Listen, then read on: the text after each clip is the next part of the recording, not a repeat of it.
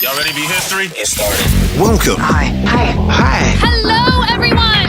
To the Pro Audio Suite. These guys are professional. They're motivated. Thanks to TriBooth, the best vocal booth for home or on-the-road voice recording. And Austrian Audio, making passion heard. Introducing Robert Marshall from Source Elements and Someone Audio Post, Chicago. Darren Robbo Robertson from Voodoo Radio Imaging, Sydney. Tech to the VO stars, George the Tech Whittam from LA. And me, Andrew Peters, voiceover talent and home studio guy. Line up, learner! Here we go. Welcome to another Pro Audio Suite. Thanks to TriBooth. Don't forget the code PAP200 to save $200 on your purchase. And Austrian Audio, making passion heard. This week we have a couple of questions that have come in to Robbo. Yeah. Questions, Robbo. What have we got? People must love me for questions. The first one comes from. I'm going to try and pronounce this. Apologies if I get it wrong, because obviously it's not a name that I don't think you would want if it wasn't yours. Tim Fuhrer. I don't know. Is F-E-U-E-R-E-R Fuhrer? I'm presuming. As opposed to tempura. Tempura, exactly. His Japanese cousin. Exactly. Well, he's obviously the way you said it, it sounds more like he's like the leader of Germany. Yeah, well, that's what I meant. That's what I Yes. mean. So if that's not how you produce it, and he takes offence, I apologise. Pronounce it, yeah. Pronounce it. Am I stuck in work mode? If that's not how you pronounce it, I apologise. Anyway, he's obviously just discovered the show because he says, I'm currently making my way through all the podcasts. Thank you very much. So forgive me if this has already been addressed. As someone trying to get into VO, I know I need a demo. I'm not sure I have the money to pay for a high quality demo, but I doubt my own ability to create one of my own. How important is the quality of your demo? Shouldn't I be getting hired for my voice, delivery, and technique? Am I going to be evaluated on my ability to be an engineer as well? Thank you for your time. AP, that's this is one different for you. in US than Australia, probably, huh? Well, it's interesting because we've discussed the demo thing before, and I think Robert came up with the perfect line for it, saying the demo is designed to get an agent, not necessarily work. Yeah, which certainly is true when you're auditioning. Well, for some clarity, Tim actually, to answer George's question, Tim is actually in the States, George. So this is a US based question. Yeah. Okay. Well, the tricky thing for him, I reckon, is that it's like getting a headshot if you're an actor. What do you do? Get a professional photographer to take a photo, or get your auntie to take a photo on your iPhone or something? What's going to get you work? What's going to make you look the best? And same with the demo. What's going to make you sound the best? The other thing, of course, is make sure you can actually do the work and don't spend a day doing a demo of a 30-second ad, which you can't repeat when you actually get into the studio. I had plenty of those. I think with the demo, it's like, it's not about like, oh, I need my demo to be professionally recorded, but it needs to be well enough recorded, meaning clean and kind of shows the full quality of your voice. You're not going to record it through like a harmonica microphone or something. I'd say what's more important with the demo is picking some quick scripts and having a good range that shows what you can do. The technical part is even hit in the middle to maybe the upper 2/3 quality. All the other stuff is more important. The delivery and what you choose to highlight your capabilities in terms of content, I think, are going to be more important in the demo than if you used a that mic or whatever. Needs to be good enough. Yeah. Look, having done a few demos for a bunch of different voiceover artists over the years, and thinking about Tim talking about how he's new to the industry, I think that for me, the trick with a demo is understanding that you might make a 3-minute demo, but if someone listens to the first 30 seconds of it, you're lucky. So I really think you've got to have a bit of knowledge about what people might want to hear to make sure that first 30 seconds is just power-packed, is just bang, bang, bang, bang, bang. This is what I can do. This is another style. This is what I can do. Bang. And it's all got to sound good. So, yeah, no, but the other thing is also you've got to put your best foot forward. So you've got to realize what your strength is, not what you think people want to hear. I agree. And I'm not disagreeing with that, but I'm also saying what you want to make sure is that first 30 seconds is power packed. So, You know what I mean? Like, make sure that first 30 seconds shows your diversity, but is also, it's still got to have a reasonable sort of amount of impact to it. You know what I mean? Like, be a sort of, oh yeah, that's great. That, it's got to be the best delivery of that line you can make, I guess. Yeah, it's so true. It's got to be like quick, to the point, and shows your best stuff, and get someone who just wants to call you back. That's all the demo is for, is to get your phone to ring. Yeah. I don't know. Do people sit there and listen to like all your different demos? There's so many demos. My e-learning demo, my this, that demo. And I think this is all like ways that coaches are just selling more demos, and demo producers are selling more demos. You need a combined demo, and you need a e-learning one, and you need a medical one, and you need a commercial one, and you need an announcer one, and you need a character one. And I think for me, when I'm doing casting, and I did this recently, is if I'm casting someone who I haven't worked with before, or I'm thinking about casting someone who I haven't worked with before, I think you're right, Robert. I won't just listen to their retail demo. I'll go and listen to their e-learning and their other ones, because I want to know that given the fact that, there are some people out there who spend 3 days making a 30-second commercial to put on their demo and then can't reproduce it. I want to know that this person understands how to use their voice. So I want to hear, different reads for different styles and go, okay, this person understands their voice. They know how to use it. So more than likely what's on the demo that I like, I'm going to be able to get them to reproduce in the studio. It hasn't just been massaged for days. And it doesn't stop that completely, obviously, but there's more chance of that result. Yeah. I think also another thing to bear in mind is don't spend $4,000 on a Neve 1073, because if you record using a 1073, your demo will get binned. You've been reading too much social media. Explain that to me. I think you chimed in, Robert, at some point. I think you did. Well. There was a response, a YouTube response to one of our episodes, and AP was talking about the 1073, and this guy basically got on and shit canned the 1073 and basically said, well, if you're using a 1073, why bother demoing? Because it's, insinuating because the 1073 is a piece of crap, sort of thing. Just throw it in the bin. So, yep. The guy's jealous? I would think so. Trolling, I think. Just a troll. Yeah, I mean, that's insane. But okay. Yeah. I mean, I would say that you don't need a 1073 for a demo. And like I said, the demo is to show your range and show what you can do. And probably the most important demo is that quick one. This shows a lot of what you do. Just because I see a lot more people getting hired from the audition, essentially. And I think a lot of what the demo does is it gets you an agent. But I don't know that. I mean, are demos getting you jobs? I don't think they're getting you jobs. No, but I also think I guess to answer Tim's question, my thought is you probably don't need an audio engineer to record it necessarily, because, I think quality, while it is important, is neither here nor there in terms of your demo. But what I think you want to employ someone for, you want to pay someone for, is for that other ear, that third ear, to cast an ear across it and go, okay, you might like this here, but I think this, and this. And if you're starting out, you don't understand what people might want to hear or how to get that difference, then you might want to pay someone to go chop it up and sort of give you a better suggestion of what you might want to be. Well, it sounds like you're saying he asked the wrong question, is what it sounds like to me. Yeah, I think so. Because he was asking about quality. Yeah, and the quality is like good enough. I think the answer is just like the booths and everything. It's like, what microphone do I need? Yes, you need a microphone that gives you a good booth. That's more important. And what microphone do you need for your audio demo? One that's good enough, because what's more important is the content and the direction that goes into that. And so if you're not aware of what a commercial sounds like, what you need to give them in terms of showing your range, then you're going to want to hire somebody to give you their 2 cents worth, to give you direction. And if your mic sounds even 2/3 as good as the best mic out there, or half as good probably, you're still going to be fine with the demo.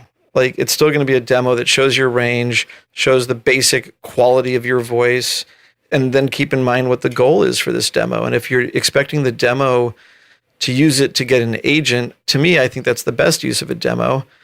And if you're trying to use a demo to get work, I don't think that happens as much, but I might be wrong. I think that's a really long, just to get people to go to your website and listen to your demo, let alone hire you. That's already hard, probably. Yeah, I'm actually starting to question the value of having a website, quite frankly. Like, honestly, like, I don't know why. I think it's all about the agent, and it's all about getting the auditions. That's what I see happening. Yeah. It's like no one gets anything without an audition. Yep. I think your website's a bit like the old business card, though, really, isn't it? Let's be honest. People probably... Yeah, but I think it's actually going into the same category as a business card. Yeah. People pop I'll it be in their honest. pocket. I think the website makes you look amateur. Really? Hell yeah. If you're a good voiceover, talk to my agent and get out of my life because I'm busy. Actually, yes, good point. Like, does Michael McConaughey or any of these guys have a website? If you're on it, you don't need any of it. Yeah, that's Well, true. the thing is that you have to get to a Michael. You got to get to Right, being a Michael that's McConaughey. right. That's the extreme case of it, right? Yeah, exactly. That's the elite top 1% of the voiceover. The rest of the people are workaday, blue collar, lunch pail voice actors doing corporate e-learning, narration, and stuff like that. And yeah, they do need to have a website because that is literally how they're selling themselves and booking their clients. So Well, it's are interesting they, because... are they Sorry. booking their clients through the website? That's exactly what I'm asking. Yeah. Or is it? I mean, they do everything. I've done They book plenty of themselves, radio spots that are not spectacular, and they're like, in terms of lowballing the talent. Honestly, they're just, like, here's how much we'll pay, you're non-union, buyout, blah blah blah, and even that stuff is audition, and half the auditions come back sometimes, and the agents are like, like, why would we even bother to audition for this one? And they're like, okay, don't audition. Unfortunately, that's all the client wants to pay. Even in that scenario, I don't see people hopping from website to website looking for a voice talent. No, they're Maybe okay to it's- place. Yeah, well, maybe the only way a website would work is just to get all the content out and basically have it as a calling card, which has contact details, and that's pretty well it. And maybe It's a your high agents- tech, interactive, multimedia calling card. But what is I'm it saying is is for don't most put people. demos up, don't put any of that content up. Just have, who you are, what you do, and your agent's contact details. And maybe your own contact Yeah, details. I guess if you wanna get in need to contact. talk to coaches that don't have their finger in the demo producing pie to get the correct information on this. Yeah. Because everybody has got a finger in the demo production pie in the coaching world. I don't know a single coach who's like, oh, we don't do demos or we don't recommend demos. Not a single one. So every coach is going to talk about the importance of a demo. Yeah. They're all ones I know anyway. I think the best way to do it is get a general demo that gets you a call with an agent and gets you listed with an agent. Then do work, and as best you can, get copies of your work after it's done, which Build a sometimes reel. is hard and annoying, and build your reel out of what you actually did. Do you There know? you go. Do you know how one of my clients gets his reel? He's got a video recording dongle on his Mac. He plugs it into his DVR with RCA cables. He captures it straight off television, and he puts it on YouTube. There you go. And he's killing it. Yeah. Is he allowed to do that legally Chris Fries. without permission? It's funny. Well, once you see it air, because usually when like the talent asks for it and the agency producer's like, they don't want someone like, here's my email. Cause now, like you're just going to get bombarded by this talent with like every new demo they do or something. So they don't want to give their email necessarily because they're going to get solicited nonstop. At the same time, the talent wants the spot, but the spot can't be given back to the talent until it airs, basically. Call me in 3 weeks, it should be ready, or give me your email and I'll email you and I'll forget to do it. And I know that it's basically ends up being hard for talent to get copies of things they've done. And you're right. Myself, I was actually just talking to my daughter about stuff I did, and I was like, oh yeah, I went to YouTube to find old Nintendo spots I did. Because I have no idea where I have a copy of that stuff. Yeah. Yeah. at all. I mean, and you know how many voice actors, clients of mine who have come to me and said, George, I want to be able to record my spot off television and, put it on YouTube for my promotion. One.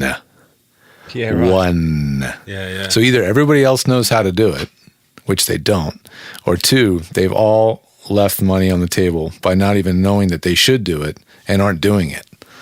Because I'll tell you, Chris is doing it, and Chris's commercial voiceover career is on friggin' fire. Yeah, And he's Oh, Chris killing Fries. it. Yeah. Oh, well, there Yeah. you go. And do you get the feeling that Chris is pulling work hitting the auditions and getting a good stride, or is he getting like work that's just offered to him and not being auditioned? Like he's locked in on some things. I mean, he auditions like everybody else, but he's not doing the cattle calls. No way. So how is it that collecting the work that he does and having those reels contributes to more work? It shows that you're the freaking real deal. Yeah, true. Right. It's not a reel of demo. It's not a demo. It's the real deal. It's real of the real deal. So, and work begets work. And the more work you do, the more work you get. And the more attention you generate, the more... I totally agree with the real deal thing. I still am just wondering who is shopping for talent based on demos. I don't what know I'm if trying to anybody's figure shopping out. for talent on demos, but it's all part of your brand and your cachet. And when someone's on YouTube thinking of hiring Chris Fry, I wonder if Chris has done any spots. I don't know. How would we find him? I don't know. I don't know. Let's type Chris Fry's into YouTube. Maybe we can find stuff. And all of a sudden you see 100 spots that he's done. Yeah, you go, oh yeah, that dude is the real deal.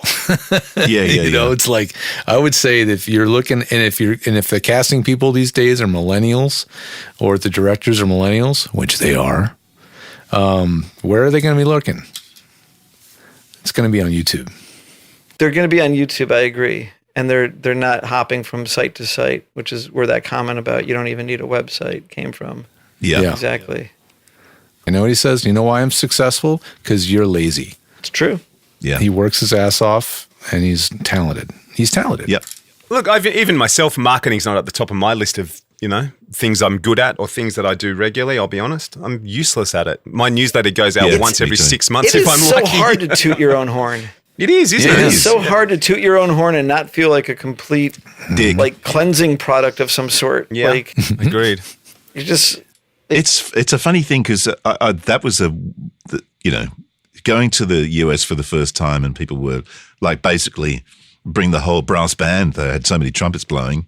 You wrap your car in a vinyl ad by advertising your voiceover business. And like we're all self-deprecating down here, going, are you any good? Oh yeah, kind of all right, I guess. Yeah, hold my own. Oh, shucks. Yeah, it's like a completely different mindset. It really is. Yeah, Absolutely. It really Absolutely. is. So conclusion is, do a good demo.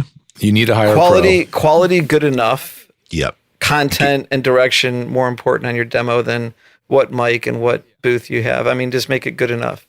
And focus on your strengths. Yeah, and if and my final thought on that would be, if you have the money, pay someone not to engineer it for you, but to produce it for you, to sort of have a listen and go, okay, let's tighten this up your first 30 seconds. Let's get everything that's great in there as much as we can, blah, blah, blah. Give you that sort of direction, especially if you're new. And also, Yeah. just as a footnote, and just to prove the point, Robbo sent me his wife Tanae's demo to have a listen to, and I came back and said I really like her sort of young female read, which was somewhere in the middle, I think. To stick that up the front, Yeah. which You Robbo got it. did, and she scored the job with the Cartoon Network in Hong Kong, Yeah, there you go. Oh wow. doing exactly that voice. Doing exactly Wow, that yeah, voice, and yeah. her first session's in about 55 minutes. Oh my gosh. So she's upstairs Well, shitting herself. There's another freaking moral of the story there is if your demo is not getting any action, scramble it up. Yeah, Put different absolutely. spots at the head, because that's likely the only thing anybody's ever going to hear is the first 5 seconds. They're going to 30 seconds is be a miracle. They must really like you if they listen to 30 seconds. Yeah. What this reminds me of is that website plugin that's like the demo player. It's better than any other It's called Voice Zam. voice. Yeah. I think that's it. Like you can make any demo you want really quick. Like here's all your modules and send this to a client, or send a personalized player to a client. I think is one of the features it has. Yeah, it's a good idea. It just, for whatever reason, it's not a must-have from what I'm hearing and from what I see at my client sites. So No, I think it's a really great idea. I still think the must have. Correct me if I'm wrong, but the must have is an agent who's going to get you auditions. Still pretty much is. Yeah. It really is. I mean, unless you're Bill Murray and you got your own 1-800 number and you just interview people and say, yeah, I'll take that job. You know he does that, by the way? Bill Murray. Does he? Yeah. Yeah. Good on him. because I read this awesome interview. It was a guy who wanted him to direct. He wanted to direct him. You know, he wanted to cast him. He's like, I need Bill Murray in this movie. And then he wrote an article about the process of what it takes to book Bill Murray for your film. And it was hilariously Bill Murray. It was just so quirky and weird. It was just like literally call a 1-800 number and leave a voicemail. That's cool. No I agent, no manager. I love Bill It's Murray. very, very, very Pearl Jam or something like Yeah. of him. Yeah. Yeah, it's great, man. Well, yeah, I mean, don't overspend. Don't worry about the quality being stellar, but definitely worry about being great performance. And that reminded me when you said, don't worry about the mic quality and don't pay somebody to engineer it for you. I think that's a really damn good point. If you go to some super high quality studio, and that's where the demo's produced, and then the jobs are going to be recorded in your home studio. Ouch. That's freaking disingenuous right there. Yeah, I agree. Then you really can't back it up. You know, Don't so make your expectations too high for the client. yeah, you really should be recording your demo in your studio with your own gear. You should be getting direction. You should be getting a well-written script, and you should be produced for sure. But now that it's a home studio world, you should be recording in your home studio. I think that is a really good point. It's no longer just can you like recreate the direction that, you know, like even if it took you 3 hours to come up with that in your demo, can you pull that back in like 10 minutes when you have to? And the other thing is, can you recreate the setup and the sound? Right. Which I never do for Robbo, ever. No. There is no set and forget for the Robert channel in the Pro Audio Suite template. It's got to be changed every week. Yeah. And I'll leave you with the quote that was from Robert that we mentioned earlier at the 1073. His answer was, yeah, you would pass on a good VO talent because you don't know how to use a bit of EQ. Give me a break, dude. Is that what I said? Yes, that's what you said, Robert. Well, that was fun. Is it over? The Pro Audio Suite, with thanks to TriBooth and Austrian Audio. Recorded using Source Connect. Edited by Andrew Peters and mixed by Voodoo Radio Imaging. With tech support from George the Tech Whittam. Don't forget to subscribe to the show and join in the conversation on our Facebook group. To leave a comment, suggest a topic, or just say g'day, drop us a note at our website, theproaudiosuite.com.